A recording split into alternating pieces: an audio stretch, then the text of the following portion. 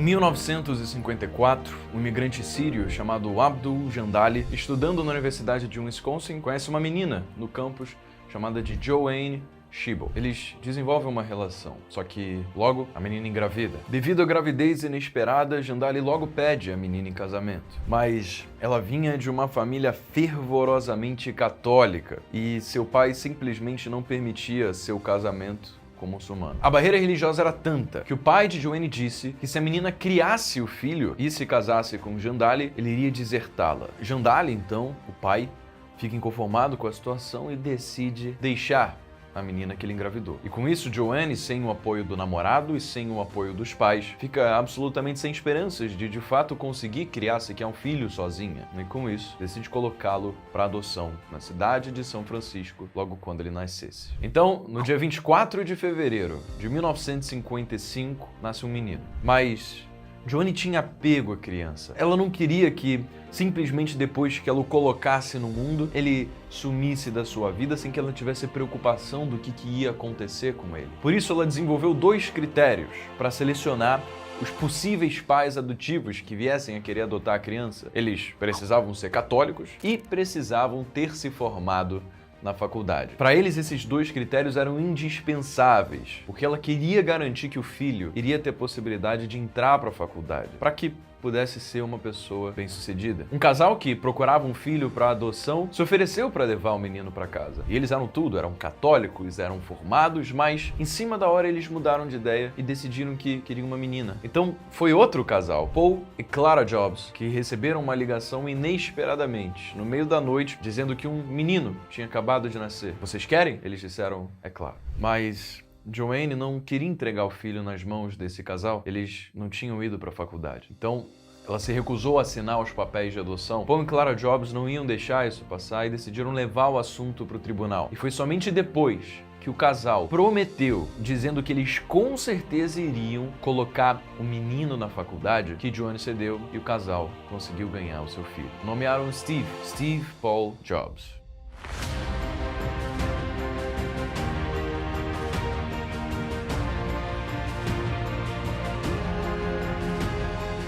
E antes da gente continuar, se você acha que essa foi uma introdução digna de um like, então deixa ele aqui embaixo, deixa o seu gostei, porque a YouTube leva esse vídeo para mais pessoas e mais pessoas podem aproveitar, usufruir, se apaixonar para a história dessa pessoa tão grandiosa que a gente vai conhecer agora. A ideia desse quadro é justamente pegar características específicas das maiores personalidades de sucesso da nossa história para que a gente consiga traçar paralelos com a nossa própria vida sobre o que a gente pode fazer para possivelmente ter os mesmos resultados. Então, me ajuda e deixa o like aqui embaixo. Agora, a sua verdadeira mãe, Clara, tinha medo de amar Steve pelos seus primeiros 6 meses de vida. Simplesmente porque, depois de todo o estresse do tribunal e das incertezas se eles iriam conseguir levar Steve para casa ou não, ela simplesmente tinha medo de que algum dia alguém chegasse e fosse levá-la embora. Mas não levaram.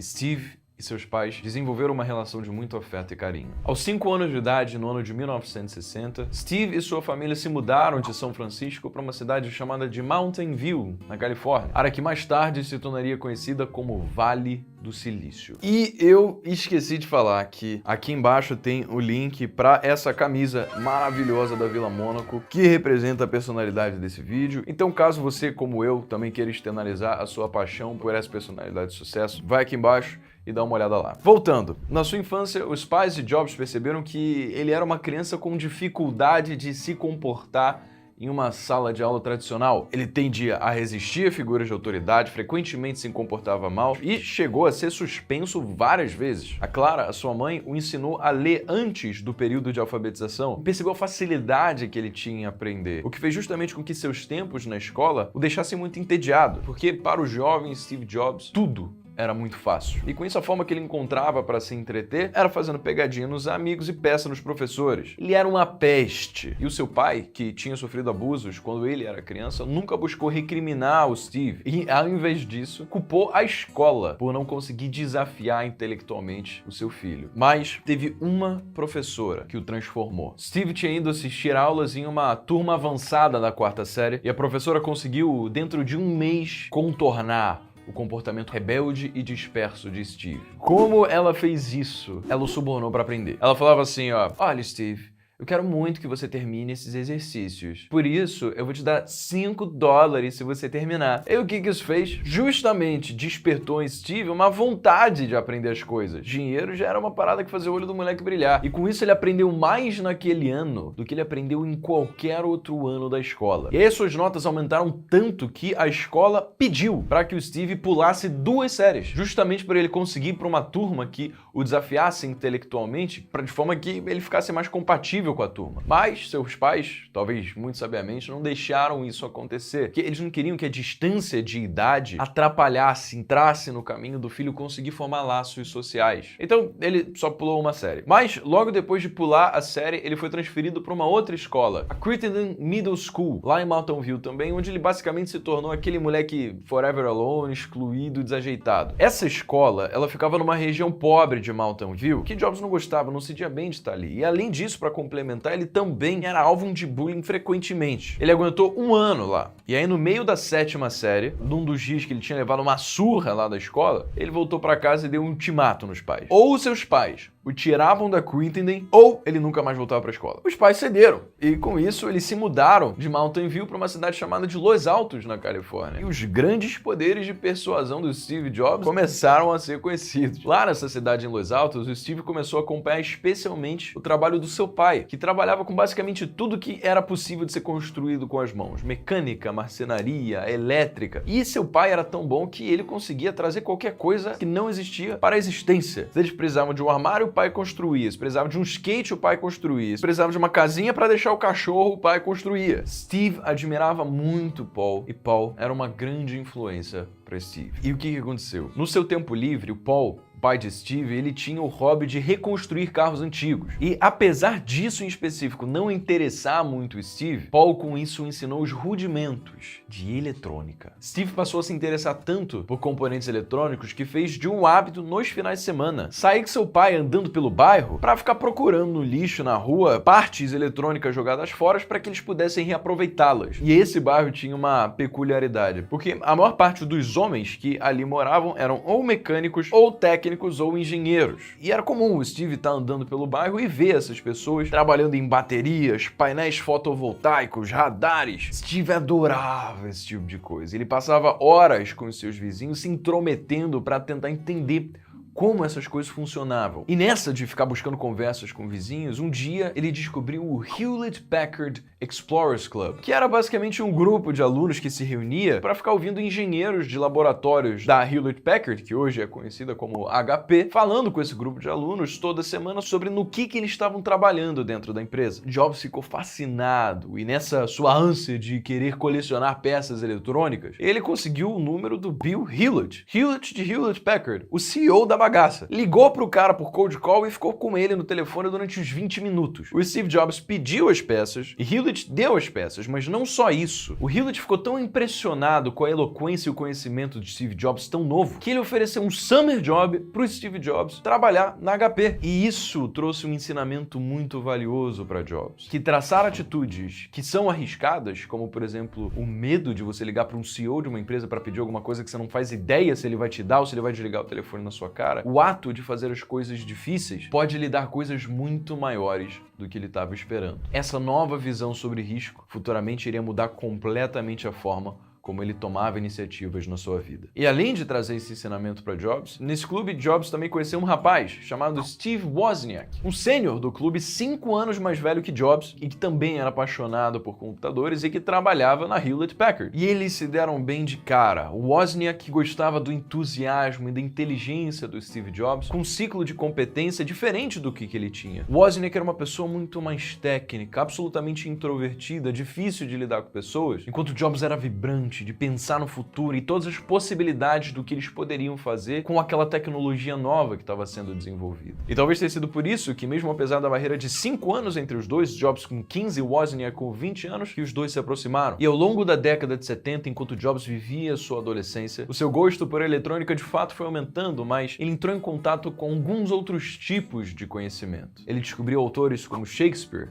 Dylan Thomas, Platão e vários outros de literatura clássica. E por descobrir essa nova paixão por literatura, Steve Jobs passou no seu ensino médio a puxar matéria de anos anteriores para ele conseguir aprender do zero redação criativa. Associado a isso, ele também começou a ouvir muito música e se horizontalizar com áreas de conhecimento que iam muito além de somente ciência e tecnologia. Mas, apesar da sua personalidade vibrante e do seu entusiasmo com o futuro, Jobs, na escola, ainda se sentia excluído. Porque ele tinha uma forma muito única de externalizar a sua personalidade. Ele era meio que um nerd com hippie, só que ele era meio que legal demais pra andar com os nerds, mas inteligente demais pra andar com os hippies, que de acordo com Jobs só queriam ficar chapando o dia inteiro. E em 1972, quando Jobs tinha só 17 anos de idade, ele entrou pra Reed College. O seu curso era de English Major, então língua inglesa, que englobava literatura e todas essas coisas que o Steve Jobs se amarrava. Mas rapidamente ele parou de ver valor naquilo. Nessa época de sua vida ele tinha muitas dúvidas sobre o que ele de fato iria querer fazer na vida. Ele não conseguia enxergar como faculdade iria ajudá-lo a respondê-las. Além de que Reed era uma faculdade cara. Rapidamente ele viu o dinheiro que os seus pais batalharam a vida inteira para cumprir a promessa que fizeram para sua mãe biológica, escoando dos seus bolsos em uma educação que Jobs não aproveitava. Com isso, depois de só 6 meses no curso, Jobs largou, sem saber de forma alguma o que ele iria fazer na vida, sem direção, sem garantia. Ele só tinha a crença de que tudo, uma hora, iria dar certo. Mas largar a faculdade trouxe algumas realizações para Steve. Ele pôde deixar de frequentar as aulas obrigatórias que ele não gostava e pelos próximos 18 meses ele passou a frequentar somente as aulas pelas quais ele se interessava. Então, ele não largou a faculdade de fato. Ele basicamente só cancelou sua matrícula e continuou entrando nas salas ali que estavam dando sopa. Essas aulas que ele ia eram principalmente aulas que desenvolviam a sua criatividade, como por exemplo a aula de caligrafia. No geral, eram matérias sem absolutamente nenhuma conexão entre si e que naquele momento não lhe davam absolutamente nada de direcionamento sobre como aquelas matérias poderiam ser úteis no futuro, mas ele gostava. E em 1974, com seus 19 anos de idade, Steve Jobs foi para a Índia tentar buscar clareza espiritual através do budismo e da experimentação de drogas psicodélicas. E deve ter funcionado, porque quando ele voltou, ele foi procurar um emprego e conseguiu lá na empresa Atari como um designer de jogos. Mas nessa empresa, ele também frequentemente arranjava discussões com seus colegas de time, que ele meio que sempre dizia que o trabalho que eles estavam fazendo não era bom o suficiente. Só que qualquer parada, assim, como ele não era chefe de ninguém, muitos dos colegas ouviam ele falando isso e falavam, poxa, que babaca. E aí ninguém gostava de trabalhar com ele. E por algum motivo, ele conseguiu convencer o chefe de que uma das razões pela qual a empresa não estava decolando é porque o chefe não tinha dado um projeto na mão dele para que ele tivesse mais autoridade com o time. Que se ele de fato pudesse pegar um projeto de desenvolver algum jogo, ele iria criar um dos maiores sucessos da história dos jogos. O chefe, movido com essa declaração ousada, falou, tá bom, Jobs, vou fazer o seguinte, vou te dar um projeto e se der certo, eu te pago $5.000. Esses $5.000 eram mais dinheiro do que Jobs jamais tinha visto na vida. Então Jobs prontamente ligou pro seu antigo amigo que conheceu lá na Hewlett Packard Club, Steve Wozniak, e falou pra ele que recebeu uma proposta para desenvolver um jogo por $700 e perguntou se o Wozniak queria ajudar ele a desenvolver. E o Wozniak topou, falou, caraca, $700, velho, vamos ficar rico.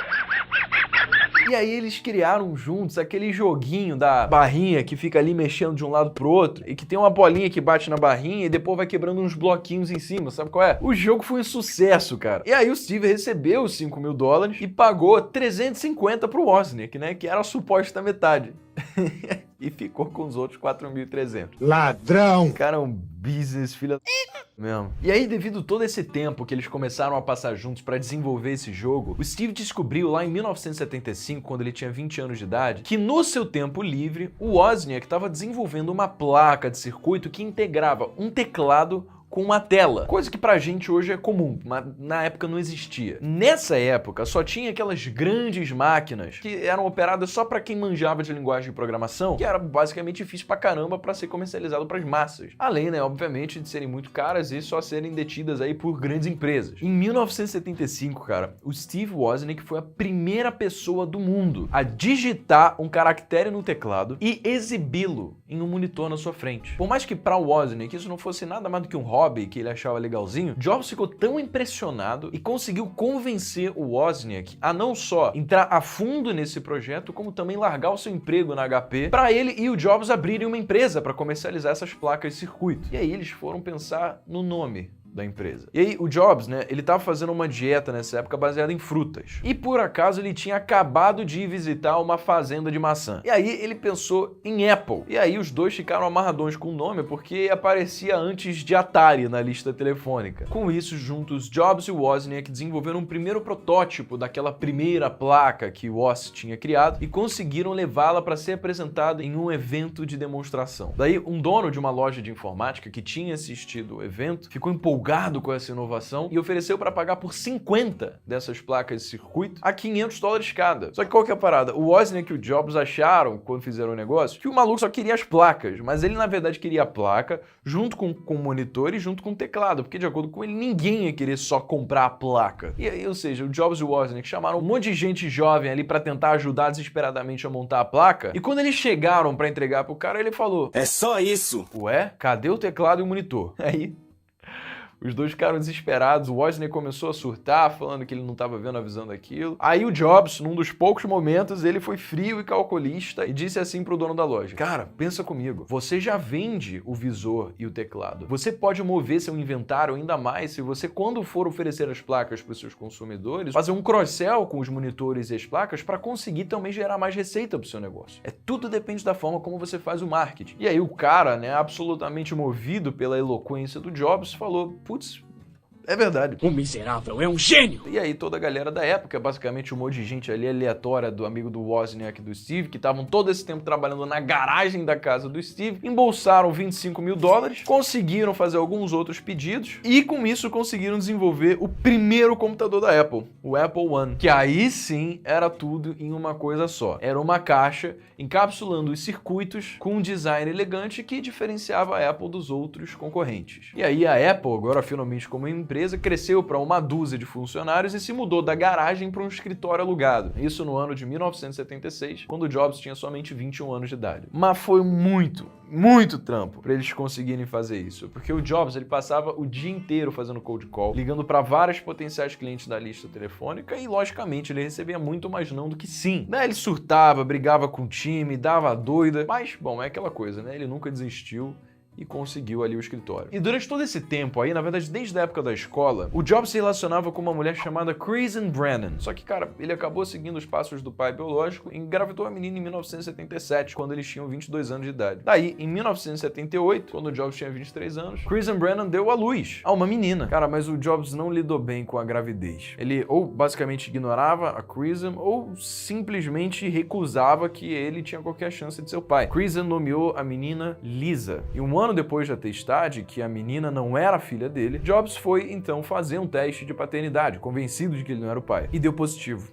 E ele precisou pagar a pensão alimentícia. Jobs não exerceu seu direito de visitação por um longo tempo, mas talvez alguma coisa que ele viveu, algo que alguém tenha falado, fez eventualmente com que ele mudasse. Ele passou a reconhecer que ele era o pai da menina, passou a pagar a pensão, parou de usar drogas, começou a se vestir de forma mais madura e, inclusive, nomeou um dos projetos que a Apple desenvolveu como Lisa, que no começo Jobs negava veementemente de que era em homenagem à menina, mas eventualmente ele admitiu que foi. Assim que o processo judicial que a mãe da sua filha fez contra o Jobs, Jobs levou a Apple pro IPO. E por mais que pareça que eu esteja pulando parte aqui, velho, foi basicamente assim, foi muito rápido. Olha que doideira. A Apple foi integralizada como empresa quando o Jobs tinha só 22 anos de idade, em 1977, com um valuation de $5 mil.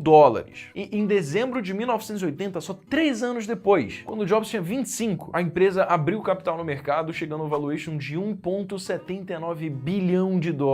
Nessa época já tinham centenas e centenas de funcionários na empresa, e dessas centenas, 300 ficaram instantaneamente milionários com o IPO. E aí, com uma empresa de somente 3 anos de idade, com fama e fortuna, Jobs começou a se tornar uma figura pública, aparecendo na revista Time e muitas outras. E, lógico, não era à toa, Jobs ficou milionário e enriqueceu tantas pessoas ao longo do caminho por um motivo. Como você já deve ter percebido, uma das suas maiores qualidades era a sua exímia capacidade em convencer as pessoas de basicamente tudo que ele quisesse. O seu poder de persuasão era basicamente como um campo de distorção da realidade. Uma combinação do seu carisma, da sua força de vontade e do seu entusiasmo levava as pessoas a serem apanhadas por esse campo de distorção e fazia que Jobs realmente mudasse a realidade para essas pessoas. Ou seja, Jobs conseguia fazer com que essas pessoas fizessem o impossível, porque ele simplesmente não as deixava perceber que era impossível. E no início da década de 80, Jobs então ficou encarregado pelo projeto do Macintosh. Ao contrário do que você deve esperar, Jobs não se tornou CEO da Apple na sua juventude. Ele era basicamente um gerente de projetos, apesar dele fazer parte do conselho administrativo e ser o maior detentor das ações da empresa. E liderando o projeto com um time que desenvolvia o Macintosh, ele não apenas criou, mas comercializou com sucesso uma máquina que transformou completamente a computação pessoal. Jobs aplicou o seu campo de distorção sobre a equipe do Mac, o que resultou, logicamente, em prazos e expectativas irreais. E mesmo apesar do seu comportamento brusco, excessivamente sincero e exaltado pudesse ser desmoralizante para a equipe às vezes, também podia ser motivador e inspirador, o que naturalmente resultou na equipe do Mac alcançar resultados estratosféricos. Mas mesmo estratosféricos em relação a design, em relação a performance, mesmo tudo isso não foi suficiente para os membros do conselho da Apple. Com o lançamento do Macintosh consistentemente atrasado, devido à insistência de Jobs em não lançar para desenvolver um produto que fosse perfeito, a IBM começou a competir no mercado e aumentar a sua participação nele. E com isso começou a haver uma pressão muito grande do conselho para o lançamento do Mac e também da população que queria ver o que a Apple iria vender. E aí, em 1984, o primeiro Macintosh foi lançado, só que a um preço de $2.495. Se lembra que isso é 1984. O preço proposto inicialmente para a venda do Mac era de $1.000, mas devido a coisas adicionais de marketing, Jobs queria lançar ele a no máximo 1995. E aí, apesar de ter um lançamento bem sucedido devido àquele público de early adopters e também devido a um comercial que entrou para a história, sendo realmente classificado como o melhor comercial da história de todas as empresas e foi feito pela Apple. E se você quiser ver esse comercial, eu vou colocar o link para você conseguir assistir ele aqui embaixo na descrição. No segundo semestre de 1984, as vendas do Mac começaram a diminuir. Mas justamente aí devido a essa queda nas vendas, os atritos do conselho começaram a aumentar, o relacionamento entre o Steve Jobs e o CEO da Apple, que era o antigo CEO da Pepsi, se deteriorou, de forma que o Steve Jobs chegou no momento e deu um ultimato, do tipo, é ele ou eu. Só que o conselho ficou com ele. O conselho ficou do lado do CEO e Jobs foi afastado da Apple. E em revolta de ter sido expulso da empresa que ele próprio criou, ele vendeu todas as suas ações, com exceção de uma, para que pelo menos pudesse participar das reuniões dos acionistas. E com isso, aos 30 anos de idade, em 1985, Jobs, fora da Apple, e muito publicamente fora da Apple, porque foi manchete em notícias de todo o mundo, ele começou um novo empreendimento chamado Next. Com ele levou alguns funcionários da Apple de maior confiança para começarem a Next, que tinha o objetivo também de desenvolver e fabricar computadores, mas principalmente voltados para o mercado de ensino superior, mercado educacional. Mas infelizmente, apesar de um design atraente e apesar do hype criado pelo lançamento dessa nova empresa que Steve Jobs criou, o primeiro computador Next foi uma bela de uma decepção para muitas pessoas. O preço de $6.500 do anúncio era maior do que o esperado e apesar deles conseguirem ter uma fábrica de capacidade produtiva de 10.000 unidades por mês, eles vendiam apenas 400 por mês. E a empresa perdia muito dinheiro. Mas, ao mesmo tempo, paralelamente, enquanto tocava o Next, o Jobs fechou um acordo com o George Lucas para comprar a sua divisão de computadores Lucasfilm. E aí, Jobs pagou a Lucas $5 milhões para deter 70% de ações de uma empresa recém-consolidada, chamada Pixar.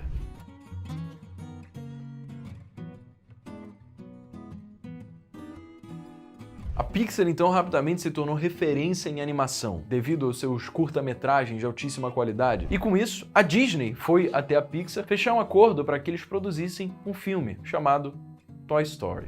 Você salvou o dia de novo, Woody.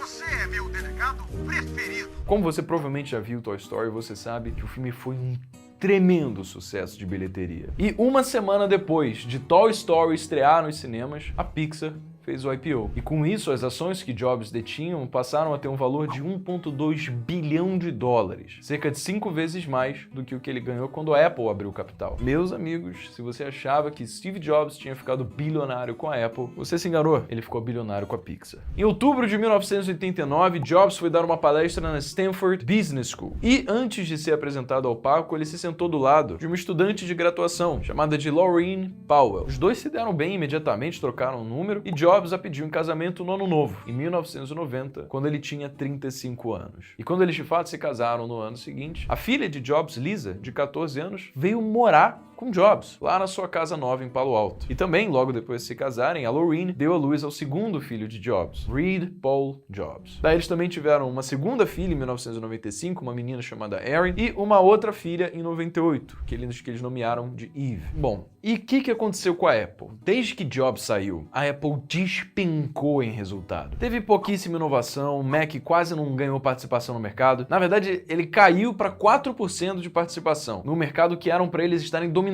E o preço das ações, que em certo momento chegaram a valer 70 dólares, em 1996 eram negociadas a 14 dólares somente. A Apple estava à beira da falência. Pouco fluxo de caixa, com desconfiança dos acionistas e desmotivação de basicamente todo mundo do time. E aí, eles pensaram que a solução para conseguir reater a glória passada da Apple, na época que Steve Jobs estava na empresa, era desenvolvendo um novo sistema operacional. E a forma como o conselho da Apple combinou de fazer isso foi comprando a Next, a empresa que o Steve Jobs tinha criado quando saiu da Apple para conseguir usar o seu sistema operacional. E assim, como parte do acordo, Jobs voltou para a Apple. Na verdade, no começo com um papel de meio período como um consultor do CEO da época lá, no ano de 1996, quando Jobs tinha 41 anos. Só que Jobs estava fazendo um trabalho tão bom como consultor que o conselho da Apple decidiu simplesmente demitir o atual CEO para que Jobs pudesse assumir um papel mais ativo no lugar dele. E aí, quando se tornou público que Jobs estava ativamente envolvido na Apple,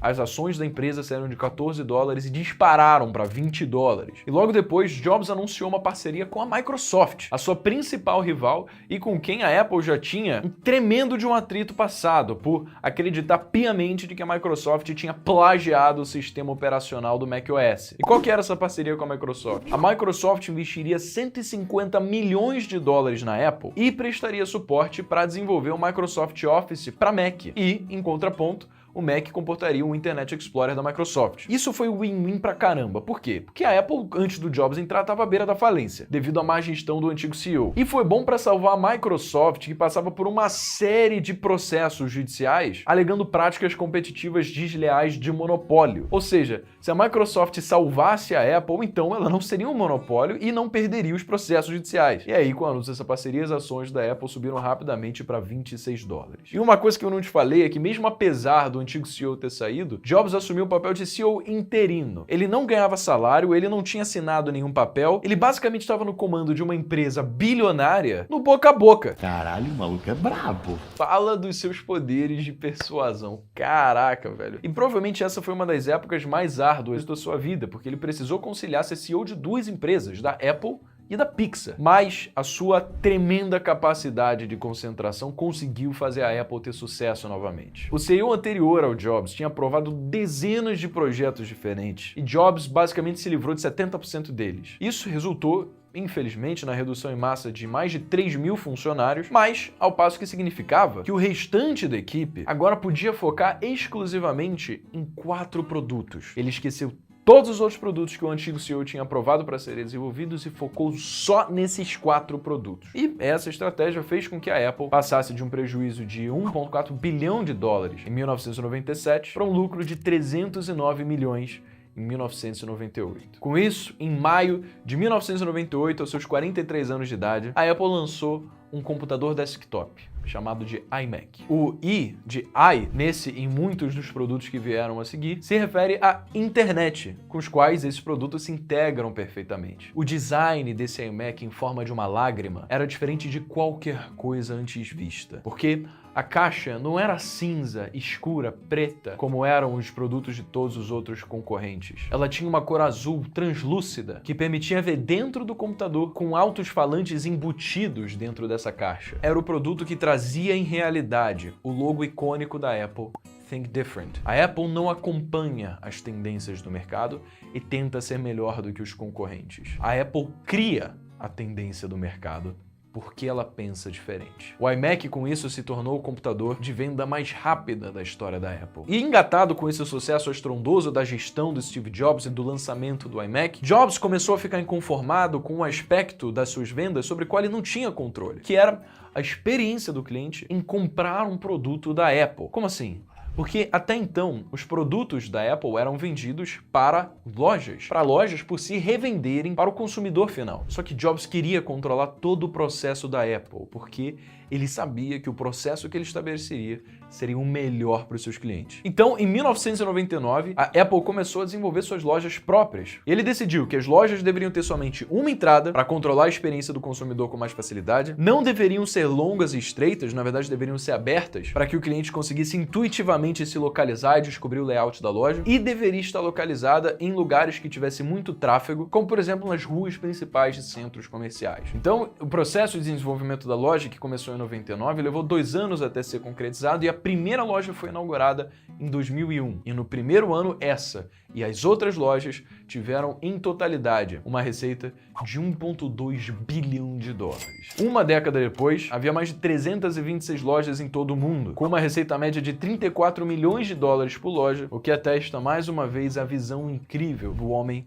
que conseguia abaixar as cobertas do futuro e olhar por cima do muro para saber o que ia acontecer. Voltando a 2001, o próximo objetivo de Jobs era fazer com que a Apple se transformasse em uma empresa de tecnologia, ao invés de somente uma empresa de computadores. Então, a Apple começou a produzir software com foco em pessoas que trabalham com arte e tecnologia, como iMovie e Final Cut Pro para edição de vídeo, iDVD para gravar música ou vídeo em um disco, iPhoto para editar imagens, GarageBand e Logic Pro para produzir músicas, iTunes para criar músicas, iTunes Store para comprar músicas.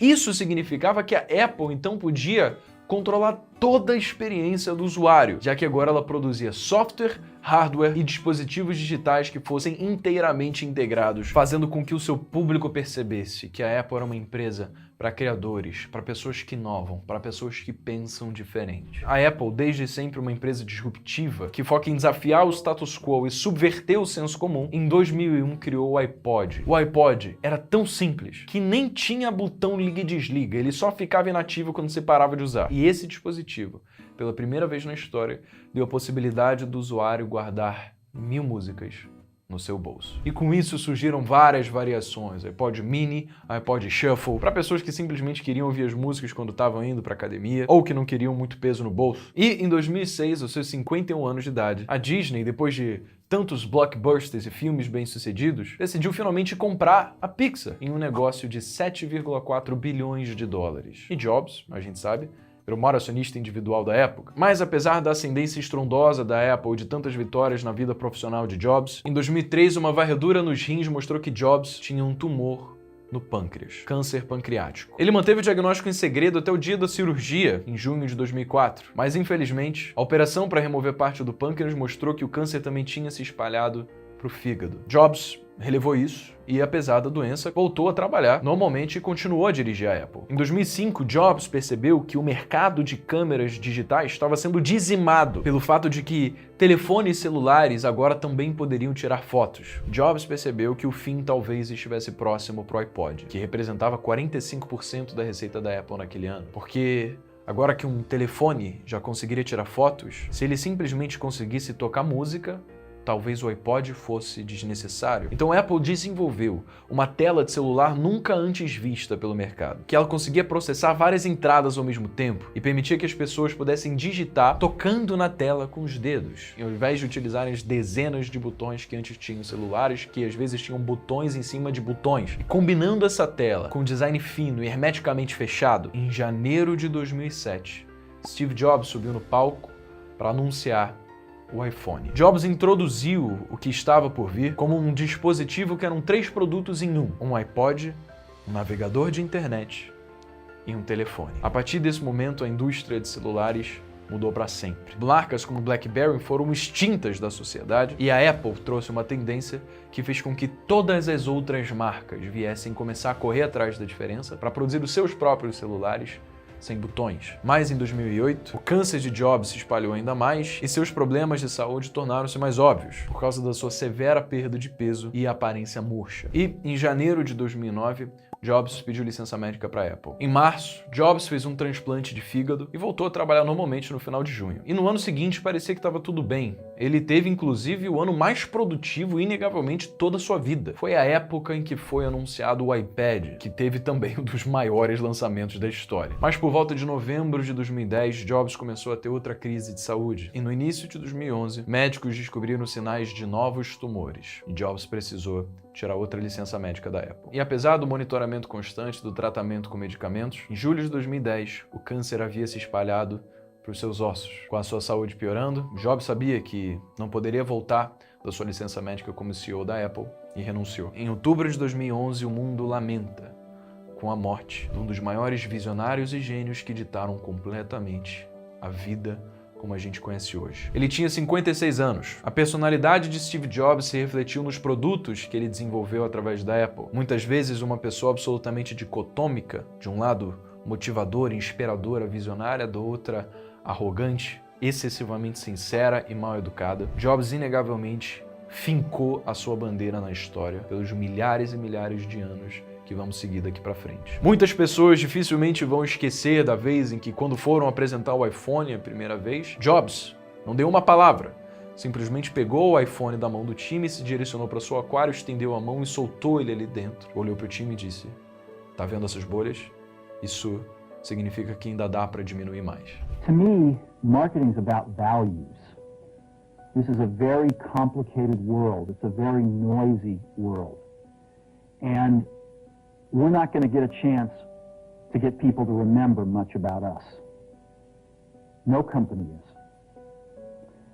And so we have to be really clear on what we want them to know about us. Isso mostrava a complexidade da personalidade absolutamente polarizada de Jobs, mas que, sem dúvida, deixou esse mundo muito melhor do que quando ele encontrou. Se você gostou desse vídeo, do quadro História e Sucesso, então deixa o like nesse vídeo, pra gente continuar trazendo vídeos que possam ser inspiradores, assim como a história desse gigante. Porque vai que, talvez, um futuro Steve Jobs esteja assistindo esse vídeo e se inspire para conseguir entregar coisas novas para o mundo. Então deixa o like, se inscreve no canal, ativa as notificações para você receber os próximos vídeos e me segue no Instagram, @BrenoPerrucho, porque lá eu falo também de empreendedorismo, finanças, vários outros assuntos também. Então, sem mais, eu fico por aqui. Beijo enorme para você, meu nome é Breno Perrucho, esse é o Jovem de Negócios.